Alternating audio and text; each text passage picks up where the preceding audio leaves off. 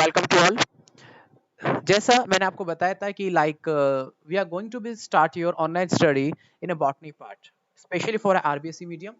So in RBC medium, I told you earlier, we started your plant physiology. Actually, in your syllabus, the plant physiology is divided in two parts: plant physiology 1 and plant physiology 2. So plant physiology 1 and plant physiology 2. So we started your plant physiology 2 because there are the chances that the few of chapters in a plant physiology 1 will be deducted. There are the chances. I'm not sure. I'm not saying that confirmly it will be deducted, but there are the chances that it will be deducted. So I started your plant physiology 2. In a plant physiology 2, there are the different various chapters like your respiration, photosynthesis, nitrogen cycle, and enzymes. So in a whole, like I started you with your respiration. In respiration, I just completed your first lecture only, and after that there is some gap of 1 week. That 1 week I could not be provide you the online lecture, but because of some time issue and some like even your offline classes as well. So like from today, I just started your online lecture as well. In the first lecture, I told you about the respiration. Respiration होता क्या है? Respiration के equation क्या है? Respiration कैसे like how it is a kind of the reaction? It is called the basic redox reaction, which include your oxidation plus reduction. Okay, even I told you the which one part of in the whole respiration reaction, which one part of the redox, sorry, which one is a reduction process and which one is an oxidation process. I told you in equation in last lecture. तो एक बार काफी time के बाद आप second lecture पे आ रहे हैं, तो just to revise your first lecture as well. Even I told you there are the two types of respiration on the basis of oxygen availability: aerobic respiration and the anaerobic respiration. Aerobic respiration, it occur in the presence of oxygen. Anaerobic respiration, it occur in the absence of oxygen. Clear? And basically the respiration is occurred for the production of energy, like for the production of energy, and energy is always produced in the form of ATP. Okay because अगर आपकी for an example अगर एक cell के अंदर जो आपकी energy produce हो रही है, अगर अगर वो एनर्जी प्रोड्यूस हुई, अगर वो एटीपी, अगर like ATP just like store bank जो आपके एनर्जी को स्टोर करता है, लाइक आपके सेल्स के अंदर एनर्जी प्रोड्यूस हुई and if you are not going to utilise it, it just dissipate from your body, start to be dissipate from your body. And if it get dissipate and if it get dissipate, so you cannot able be to utilize it. So that's why body क्या करती है, like उसको save करके रखती है, otherwise क्या होगा, body energy निकलती रहेगी. So that's why body says they just trap the energy in the form of ATP. Okay, and maybe like you will feel the less quality of voice and the face and the camera. Okay in comparative to the previous lecture, because जो मेरे exactly जो मेरे instrument थे जिनको मैं use करके बना रहा था वीडियो, वो यहाँ पे नहीं है. Okay, so that's why it is happening, so just try to be incorporate with that. चलिए, even I told you the respiration is not a single step process. Aerobic respiration is not a single step process. Okay, that you can divide it into the three parts. The parts are the glycolysis, Krebs cycle, and the ETS system. Clear? Glycolysis, Krebs cycle, and ETS. We just started with the glycolysis right now. So glycolysis, as the name suggests, the glycolysis. It means the reaction in which the glucose breakdown take place. That process, that mechanism, is called the glycolysis. Clear? देखिए, before the aerobic respiration, like I will just try to give you information on the anaerobic respiration, क्योंकि मैंने आपको last lecture में बताया था the respiration it may be of two types, aerobic and anaerobic.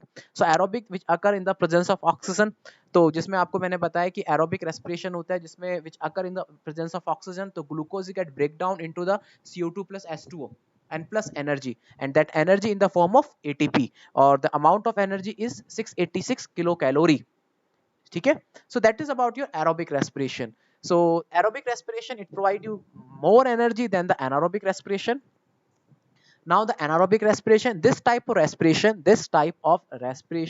is occur in the absence of oxygen, and in this respiration, oxygen is not evolved. Oxygen is not used, not involved. The oxygen is not used. Clear? So it means if the oxygen is not used, so there is an incomplete oxidation of your substrate.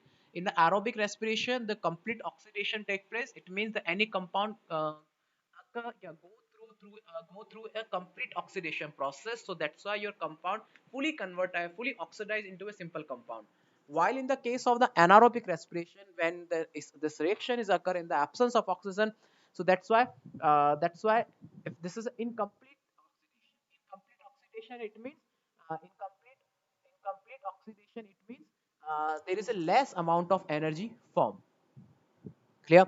So there is a no complete oxidation of organic food material and alcohol and carbonic acid and CO form. देखिए aerobic respiration के बारे में मैंने आपको बताया था. Aerobic respiration में आपके अगर वो इक्वेशन आप एक बार वेरीफाई करेंगे तो आप देखेंगे एरोबिक रेस्पिरेशन में प्रोड्यूस होती है आपका CO2 प्लस H2 प्रोड्यूस होता है एरोबिक रेस्पिरेशन में प्लस 686 किलो कैलोरी एनर्जी. ठीक है, because there is a complete oxidation, while in case of the anaerobic respiration which is a less energy generated reaction, देखिए यहाँ पे लिखा हुआ है less energy generated reaction. so so like just एक minute hold कीजिएगा.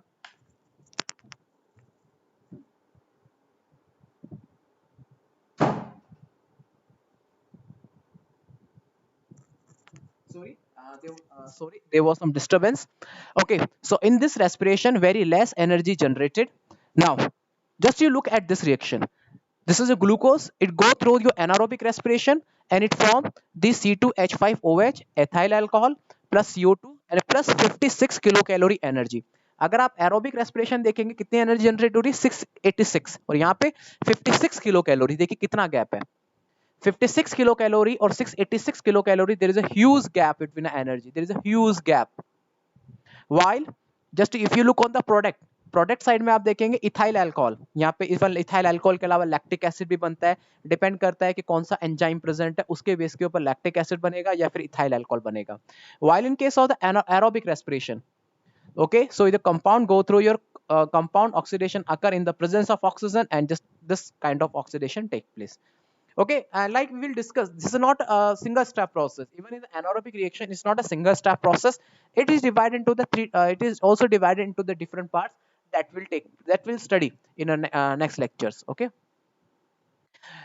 just if you look at some difference like the anaerobic respiration found constantly, if you look on the difference, अगर आप difference के ऊपर देखेंगे तो आपके सामने एक चार्ट है जो मैंने आपके बुक से ही लिया है. जैसे anaerobic respiration found constantly in the fungi, bacteria and temporarily found store germinated seed and pulpy fruit. देखिए ये लाइन थोड़ी सी यहाँ पे कॉन्ट्राडिक्ट करती है क्योंकि आरबीएससी ने ये आपके लाइन मेंशन किया है कि एनारोबिक रेस्पिरेशन फंगस बैक्टीरिया में होता है. Okay, and temporarily found store and germinating seed and pulpy fruit. अगर आप इस चीज के स्टैंडर्डाइजेशन को देखेंगे तो कुछ ही बैक्टीरिया ऐसे होते हैं जो कि एनारोबिक रेस्पिरेशन करते हैं, सारे बैक्टीरिया नहीं करते. ओके, सारे बैक्टीरिया नहीं करते. मोस्ट ऑफ बैक्टीरिया एरोबिक होते हैं लेकिन कुछ बैक्टीरिया ही एनारोबिक होते हैं. आपके एनसीईआरटी सॉरी आपकी आरबीसी की बुक ने इस लाइन को क्लियर नहीं किया, तो ध्यान रखिएगा. फिर भी आप जैसा लिखा हुआ फिलहाल आप बुक के थ्रू ही जाइए क्योंकि आपके जो मार्क्स आने होंगे वो इसी को रेफर करेंगे. लेकिन आपको रियलिटी बताता हूँ, एनारोबिक रेस्पिरेशन है केवल कुछ फंगस और बैक्टीरिया में ही पाया जाता है. कुछ फंगस कॉन्स्टेंटली, मतलब कहने का मतलब है लिखा हुआ constantly, it's not a constantly, it is a found only in the fungus on a bacteria. Even human के अंदर भी होता है, ऐसा नहीं है, ह्यूमन के अंदर भी होता है.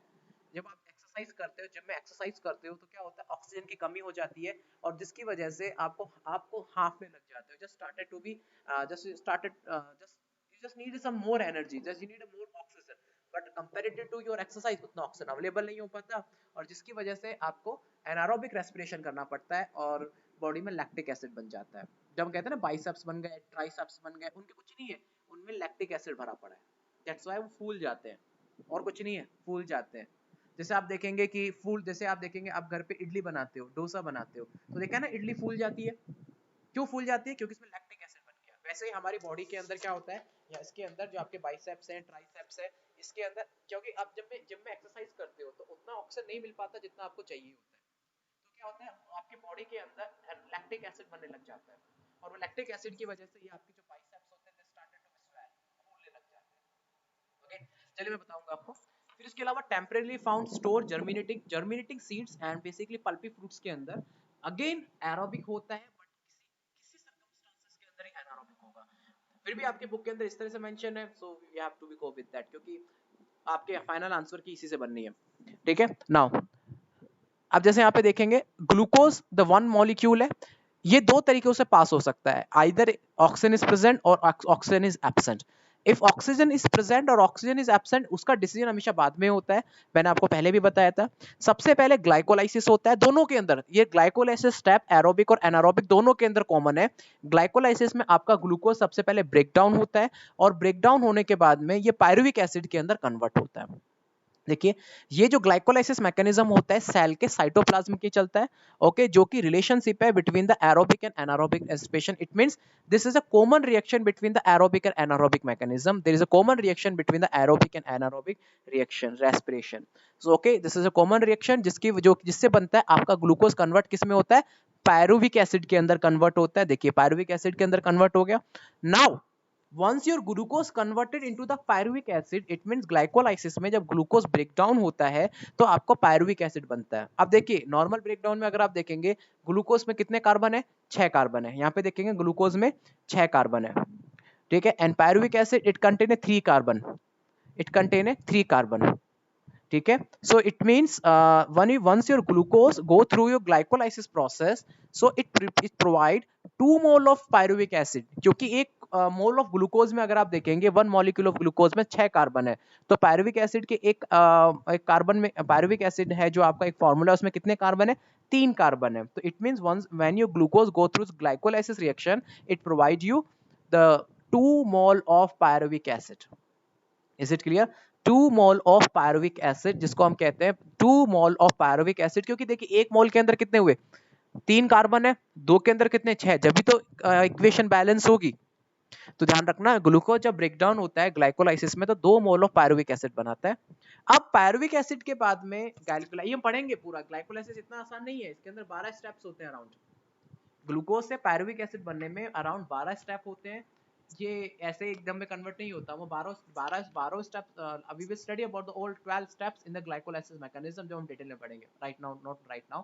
फिर उसके बाद डिसाइड होता है ऑक्सीजन प्रेजेंट है या नहीं है। If oxygen is present then it go through the aerobic respiration. If oxygen is absent then it move to the anaerobic respiration, मतलब till pyruvic acid, जो your mechanism is same, मतलब कोई mechanism आपको change नहीं मिलेगा। But after the pyruvic acid formation, now that we will decide either your aerobic or anaerobic. If it is aerobic, देखिए oxygen presence होता है, फिर लाइक इस तरह से मैकेनिज्म चलता है। फिर आपका सबसे पहले पायरुविक एसिड होता है, एसिटाइल को एंजाइम में कन्वर्ट होता है, ठीक है। फिर उसके बाद में क्रेब्स साइकिल चलता है और आपको 686 किलो कैलोरी एनर्जी मिलती है। दैट हम इसको पूरा सेलुलर मैकेनिज्म पूरा देखेंगे इसका।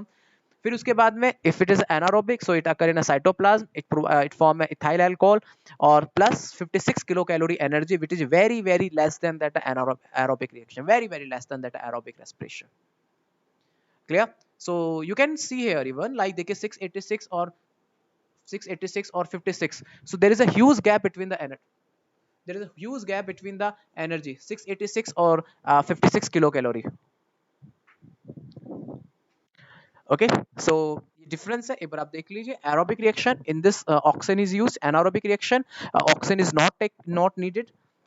aerobic reaction is take place in all living cell, it take place only in the found fungus, bacteria and the germinating seed। देखिए मैंने आपको बताया ये लाइन थोड़ी सी गलत है यहाँ पे, it take place only in the fungus, no doubt fungus में होता है, लेकिन only few fungus go with this anaerobic reaction, only the few bacteria go with the anaerobic reaction। और germinating seed में भी सिर्फ स्टार्टिंग में होता है, इवन ह्यूमन के अंदर भी होता है। Told you during the exercise, during the gym exercise, जो जनरली एनारोबिक रिएक्शन होता है जब आपको उतना रेट में ऑक्सीजन नहीं मिल पाता। एरोबिक रेस्पिरेशन में अगर आप यहाँ देखेंगे, यहाँ पे आपके 38 एटीपी बनते हैं, लेकिन इसके अंदर आपके 2 एटीपी बनते हैं। तो देखिए बहुत रेयर डिफरेंस मिलता है, बहुत ज्यादा ह्यूज डिफरेंस है। एरोबिक रेस्पिरेशन में जब एक ग्लूकोज का मॉलिक्यूल ऑक्सीडाइज होता है तो प्रोवाइड करता है 38 एटीपी, और एनारोबिक रेस्पिरेशन में 2 एटीपी मिलता है। ये लाइन आप कॉन्ट्राडिक्ट कर सकते हो एनसीईआरटी से, क्योंकि उसमें 36 एटीपी दिया गया है और आपके बुक में 38 एटीपी है। तो अगर आप मेडिकल के पॉइंट ऑफ व्यू जाते हो 36 एटीपी ध्यान रखिए, लेकिन राजस्थान बोर्ड के पॉइंट ऑफ व्यू जाते हो 38 एटीपी ध्यान रखिए। Clear? Now in this respiration glycolysis occur in a cytoplasm and Krebs cycle occur in the mitochondria।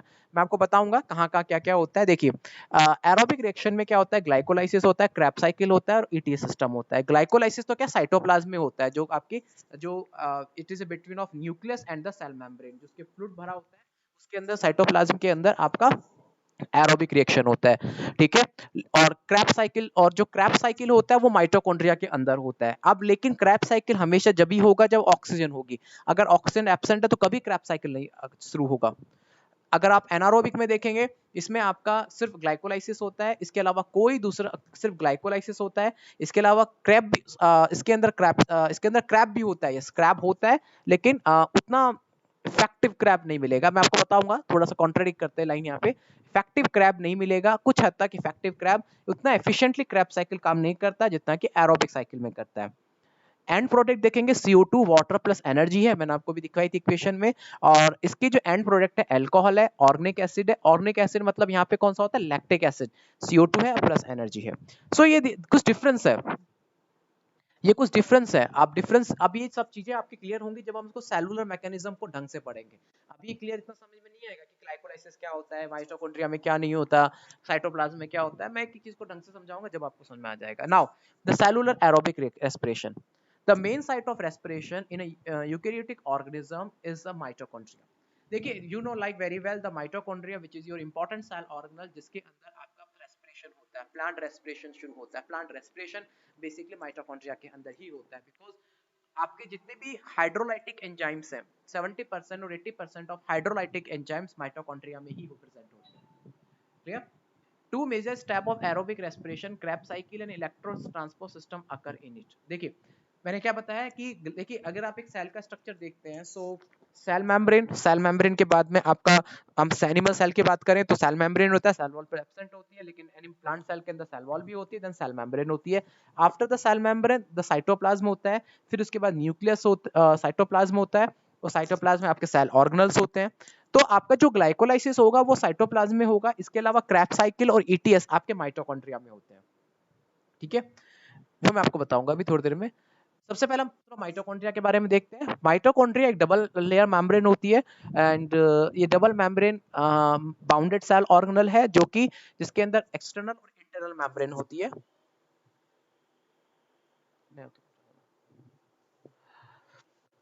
Okay, दोनों जो मेम्ब्रेन होती हैं वो आपकी, दोनों जो मेम्ब्रेन होती हैं बेसिकली, ओके ये दोनों जो मेम्ब्रेन होती हैं लाइपोप्रोटीन की बनी होती हैं। आपने पढ़ा होगा फ्लूक मोज़ेक मॉडल, इसमें like your external internal membrane is made up of the lipoprotein, lipid plus protein की बनी होती है। ओके, लिपिड प्लस प्रोटीन की। तो जैसे आपका सेल मेम्ब्रेन होती है ना, वैसा ही स्ट्रक्चर सेम इसका होता है।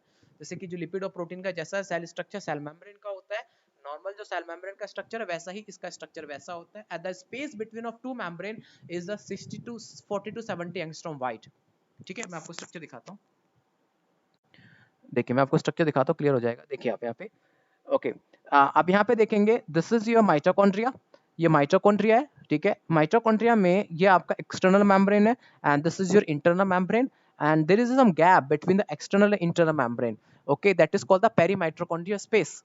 और अगर यहाँ पे आप देखेंगे, दिस आर योर क्रिस्टीज, मतलब होते हैं ना आपकी जो पैलाडे पार्टिकल्स बोलते हैं, F1 पार्टिकल्स बोलते हैं। तो ये आपके क्या होता है कि जो एक्सटर्नल मेम्ब्रेन तो आपकी क्लियर होती है, रेगुलर होती है, बट जो इंटरनल मेम्ब्रेन होती है वो अंदर की तरफ इनफोल्डेड होती है, और इनफोल्डेड होती है जिसके ऊपर आपके कुछ क्रिस्टी पार्टिकल्स होते हैं, F1 पार्टिकल्स पाए जाते हैं। ओके, चलिए मैं एक बार थोड़ा सा रिवाइज करवा देता हूँ। Outer membrane is a flat, however, internal membrane distributed in the form of irregular infolding in the interstitial space of the mitochondria। कहने का मतलब है कि जो outer membrane होती है वो तो रेगुलर होती है, लेकिन जो internal membrane होती है वो अंदर की तरफ थोड़ी सी इनफोल्डेड होती है, ठीक है, अंदर की तरफ इनफोल्डेड होती है। तो अगर आप देखेंगे तो ये जो आउटर मेम्ब्रेन तो केवल नॉर्मल सिंगल होती है, लेकिन जो इंटरनल मेम्ब्रेन होती है अंदर की तरफ फोल्डेड होती है। दैट्स व्हाई जो बेसिकली जो इंटरनल मेम्ब्रेन है, उस इंटरनल मेम्ब्रेन का जो साइज होता है, ठीक है, उसकी जो लेंथ होती है वो आउटर मेम्ब्रेन के कंपैरिजन में ज्यादा होती है, बिकॉज उसका सरफेस एरिया ज्यादा होता है। अब उसका सरफेस एरिया क्यों ज्यादा होता है, उसका भी एक रीजन है। उसका रीजन है क्योंकि उसके ऊपर आपके उसमें F1 पार्टिकल्स पाए जाते हैं।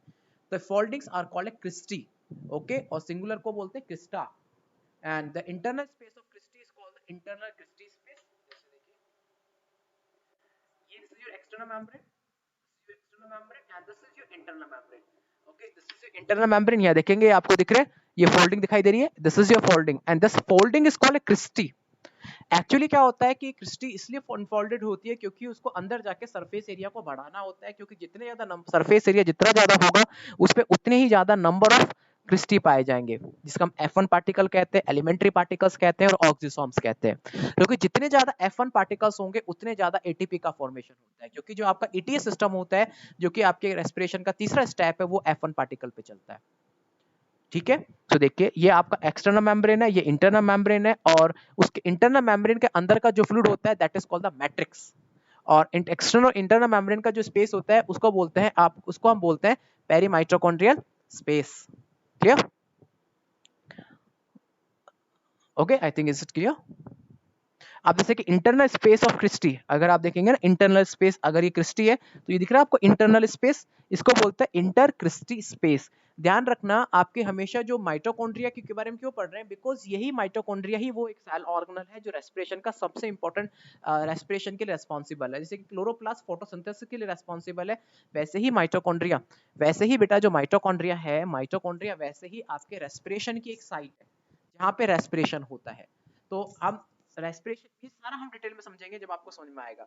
और उसमें सबसे इंपॉर्टेंट पार्ट कहाँ होता है, इसका पूरा माइटोकॉन्ड्रिया यूटिलाइज किया जाता है। मतलब जो आपका पेरीमाइटोकॉन्ड्रियल स्पेस है बिटवीन द एक्सटर्नल और इंटरनल मेम्ब्रेन के बीच का जो स्पेस है दैट इज आल्सो इंपॉर्टेंट। इसके अलावा जो आपका मैट्रिक्स है वो भी इंपॉर्टेंट है। मैट्रिक्स मतलब द जो आपका होता है ना बीच का जो पार्ट होता है माइटोकॉन्ड्रिया का जो फ्लूइड फिल्ड होता है। थर्ड वन, एंड जो क्रिस्टी होती हैं F1 पार्टिकल्स होते हैं जो कि मेम्ब्रेन के ऊपर जो इंटरनल मेम्ब्रेन्स होते हैं उसके ऊपर उभरे हुए होते हैं। Okay, they like they are some kind of racket kind of structure. Racket होता है ना, racket, they are the kind of racket kind of structure which are found on the internal membrane, और उससे एटीपी बनता है। सब पढ़ेंगे, धीरे धीरे समझ में आ जाएगा। और जितने ज्यादा, इसलिए क्या होता है इंटरनल मेम्ब्रेन अपने अंदर इनफोल्डिंग करती है, क्योंकि जितने ज्यादा इनफोल्डिंग होगी उतने ज्यादा एटीपी बनेंगे। ओके, मैट्रिक्स जो होता है बेटा, मैट्रिक्स मतलब होता है कि आपके अंदर का पार्ट। मैट्रिक्स मतलब होता है कि internal membrane, outer membrane, sorry outer membrane, internal membrane, और इंटरनल मेम्ब्रेन का अंदर का जो फील्ड होता है, फ्लूइड होता है, उसे मैट्रिक्स बोलते हैं, जिसमें protein, RNA, ribosome, DNA, various enzyme होते हैं, एनएडी होते हैं, एनएडीएच होता है। ये ध्यान रखना, ये डबल मेम्ब्रेन स्ट्रक्चर है। इसको डबल मेम्ब्रेन स्ट्रक्चर इसलिए बोला जाता है बिकॉज इसलिए होता है बिकॉज इसके अंदर डीएनए पाया जाता है। डीएनए को सिक्योरिटी देने के लिए ये डबल मेम्ब्रेन स्ट्रक्चर होता है। Okay okay, the mechanism of aerobic respiration. अब हम थोड़ा सा एरोबिक रेस्पिरेशन का मैकेनिज्म देखते हैं, सेलुलर मैकेनिज्म शुरू करेंगे। The substrate in the respiration process is a carbohydrate. Generally क्या होता है कि जैसे आपने देखा होगा कि जब कभी किसी को प्रॉब्लम होती है, लाइक जिसको डाइजेशन प्रॉब्लम है, वीकनेस होती है, तो ग्लूकोज का बोतल, ग्लूकोज या डेक्सट्रोज की बोतल चढ़ाई जाती है। क्यों? कभी शुगर की बोतल क्यों नहीं चढ़ा देते, लिपिड की बोतल क्यों नहीं चढ़ा देते? क्यों? क्योंकि जो ग्लूकोज होता है वो बेस्ट रेस्पिरेटरी सब्सटेंसेस है और वो इजीली डाइजेस्टेबल है, इजीली उससे एनर्जी मिल सकती है। सो that's why the substrate in the respiration process is the carbohydrate. मतलब कार्बोहाइड्रेट को यूटिलाइज किया जाता है रेस्पिरेशन प्रोसेस में। In the absence of carbohydrate, carbohydrate के एब्सेंस में फैट और प्रोटीन को भी आप रेस्पेक्टिवली यूटिलाइज कर सकते हो। मतलब सबसे पहले प्रेफरेंस क्या होती है सेल की? कार्बोहाइड्रेट। अगर कार्बोहाइड्रेट नहीं है तो फिर फैट, और फिर फैट नहीं है तो प्रोटीन। अगर आप देखेंगे तो बेसिकली होता है क्या है कि जब एक पर्सन, आप देखते हो ना कि एज के साथ में वो जो पर्सन होता है धीरे धीरे बिल्कुल स्केलेटन बन जाता है, बिल्कुल कमजोर होता है वो स्केलेटन बन जाता है, जिसमें आपको पूरा उसका स्केलेटन दिखाई देता है, दिखने लग जाता है स्केलेटन, क्योंकि उसका जो बायोमास होता है धीरे धीरे डिग्रेड होना शुरू हो जाता है। आप कुछ मत खाइए, 30 दिन तक आप कुछ मत खाइए, आपका जितना भी जो बायोमास है मतलब फैट और प्रोटीन है, बॉडी इसको डिग्रेड करने लग जाएगी। तो सबसे पहले जो सेल्स हैं उसकी सबसे पहले प्रायोरिटी क्या होती है? Carbohydrate. If it is available then it's good, if it is not available then it move on the fat. उसके बाद प्रोटीन पे वो मूव करेगा, और प्रोटीन एक बार मूव करना शुरू हो गया समझ लीजिए बॉडी की वो लास्ट स्टेज है। Okay, primary reaction of aerobic और anaerobic reaction take place in cytoplasm. ध्यान रखिएगा, इन विच ग्लूकोज, मैंने बताया था कि जिसको हम ग्लाइकोलाइसिस कहते हैं, जो कि एरोबिक और एनारोबिक दोनों में कॉमन होता है, जिसमें आपका एक ग्लूकोज जो कि 6 कार्बन का होता है, it dissociate in the two mall of the pyruvic acid, ठीक है, एंड रिड्यूस एनर्जी, ये पढ़ेंगे। And this is called the glycolysis and EMP pathway. Okay, and glycolysis कह सकते हो या ईएमपी पाथवे कह सकते हो। Oxygen is not needed for reaction. आप देखोगे आपको पता चलेगा कि ग्लाइकोलाइसिस क्यों कॉमन स्टेप है एरोबिक और एनारोबिक है, क्योंकि उस स्टेप में ऑक्सीजन की जरूरत नहीं होती है फिलहाल। क्रैब साइकिल में भी नहीं होती है, जरूरत पड़ती ईटीएस के ऊपर, ठीक है। चलिए, pyruvic acid produce in the glycolysis then it enter in mitochondria. मेरा पूरा एनिमेशन समझाऊंगा आपको, सारा समझ में आ जाएगा, अभी नहीं आ रहा होगा शायद।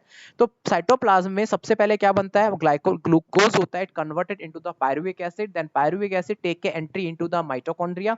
फिर माइटोकॉन्ड्रिया में क्रैप साइकिल चलता है, और क्रैप साइकिल के बाद में, जिसको आप टीसीए साइकिल भी कहते हो, जिसको हम कहते हैं try carboxylic acid, after that उससे फिर फर्दर ईटीएस सिस्टम चलता है, और आपके एनर्जी निकलती है, CO2 निकलता है, H2 निकलता है। सब समझ में आएगा जब आप ढंग से पढ़ेंगे, हम एनिमेशन देखेंगे।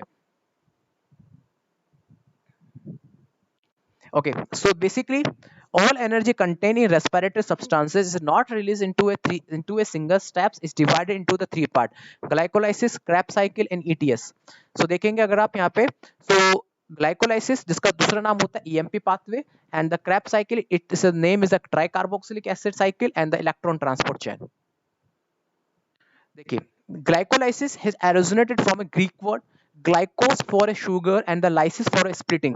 So glycolysis get divided in two parts: glyco plus sugar plus lysis and breakdown. It means the breakdown of a sugar molecule. तो आपका ग्लूकोज ब्रेकडाउन होकर 2 पायरुविक एसिड बनाता है। इसकी जो इसको बेसिकली डिस्कवर किया था गुस्टाव एम्डेन, auto मेयरहॉफ and the ji Parnas ने इसको डिस्कवर किया था, इसलिए इसके जो सर नेम है उनका फर्स्ट लेटर ले लिया जाता है, जैसे कि EMP pathway, that is called the EMP pathway. Clear?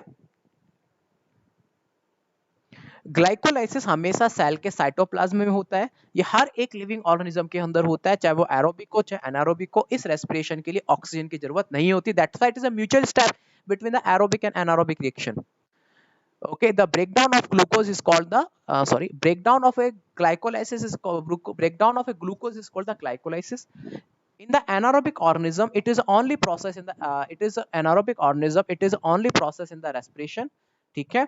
In this process, glucose undergo partial oxidation to form a pyruvic acid. In a plant, the glucose derived from a sucrose, which is at the end of photosynthesis or form a store carbohydrate. देखिए, हम अपनी बात करें तो हम तो क्या है, ग्लूकोज लेते हैं अपने खाने में, लेकिन प्लांट क्या होता है, जब ग्लूकोज को सिंथेसाइज करते हैं in the presence of sunlight, तो ग्लूकोज के फॉर्म में नहीं रखते, उसको सुक्रोज के फॉर्म में कन्वर्ट करते हैं।